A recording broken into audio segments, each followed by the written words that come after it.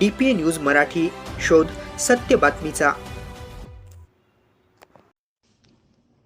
भारतीय संविधानाने प्रत्येकाला सन्मानाने जगण्याचा अधिकार दिला आहे, हक्क दिला आहे। मात्र आजही नाशिक जिल्ह्यातील इगतपुरी, त्र्यंबक, पेठ, नाशिक, सुरगाणा, निफाड या तालुक्यातील आदिवासी, कष्टकरी, शेतकरी, महिला, विद्यार्थी मात्र आजही त्यांच्या हक्कांपासून वंचित आहे। त्यांचे हक्क मिळावे म्हणून एल्गार कष्टकरी संघटना गेल्या अनेक वर्ष संविधानिक मार्गाने लढत आहे। वंचित घटकांचे प्रश्न सुटावे यासाठी अनेकदा जिल्हाधिकारी कार्यालय व संबंधित विभागाचे अधिकारी यांच्याकडे अर्ज विनंत्या केल्या आहे, आंदोलने केली, मात्र आश्वासनापलीकडे काहीही मिळाले नाही। इगतपुरी तालुक्यातील खैरेवाडी या ठिकाणी रस्ता नाही। रस्त्याअभावी एका आदिवासी वृद्धाला आपला जीव गमवावा लागला। त्यावेळी देखील संघटनेच्या वतीने आंदोलन करून रस्त्याची मागणी केली होती। त्यावेळी आम्हाला आश्वासन दिले गेले की या ठिकाणी आपण पावसाळ्यापूर्वी तात्काळ रस्ता करू, मात्र अद्यापही त्या ठिकाणी रस्ता झालेला नाही। त्र्यंबक, नाशिक या रस्त्यावर खड्ड्यामुळे अनेकांना आपला जीव गमवावा लागला आहे। नाशिक जिल्ह्यात आदिवासी वाडी पाड्यावर जिल्हा परिषद शाळा इमारती व अंगणवाडी इमारती पूर्णपणे मोडकळीस आलेल्या आहे। काही ठिकाणी तर अजूनही अंगणवाडीसाठी इमारत नाही। त्यामुळे मुलांना अक्षरशः उघड्यावर ओट्यावर बसून आहार घ्यावा लागतो। त्या इमारती दुरुस्त होणे गरजेचे आहे, मात्र त्याकडे शासनाने जाणून बुजून दुर्लक्ष केले आहे।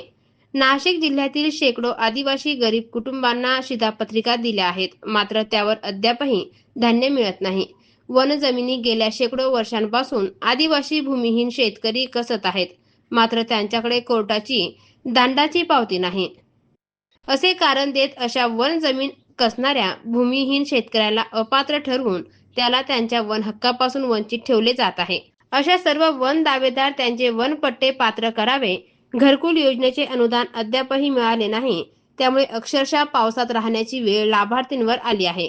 प्रधानमंत्री आवास घरकुल योजनेचे अनुदान आले नाही, त्यामुळे आदिवासी, कष्टकरी, गरीब, बेघर पात्र लाभार्थ्यांना आपल्या घराचे बांधकाम अर्ध्यावर सोडण्याची वेळ आली आहे। आदिवासी जातीचा दाखला काढण्यासाठी 1950 पूर्वीचा पुरावा मागितला जातो, मात्र तो पुरावा नसल्याने अनेक खऱ्या आदिवासींना जातीचा दाखला मिळत नाही।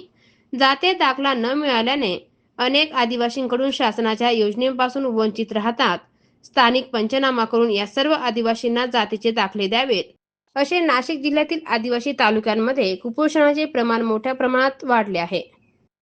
त्यामुळे काही कुपोषित बालकांना त्यांच्या हक्कांपासून वंचित ठेवले जाते। या व इतर सर्व मूलभूत प्रश्न सुटावेत यासाठी शासनाने लक्ष वेधण्यासाठी 15 ऑगस्ट स्वातंत्र्य दिनी मुंबई एल्गार कष्टकरी संघटनेच्या वतीने आज शेकडो आदिवासी रस्त्यावर नाशिक मुंबई जाणारा हायवे रोखला आहे। DPA न्यूज साठी प्रतिनिधी गणेश लहामटे, इगतपुरी।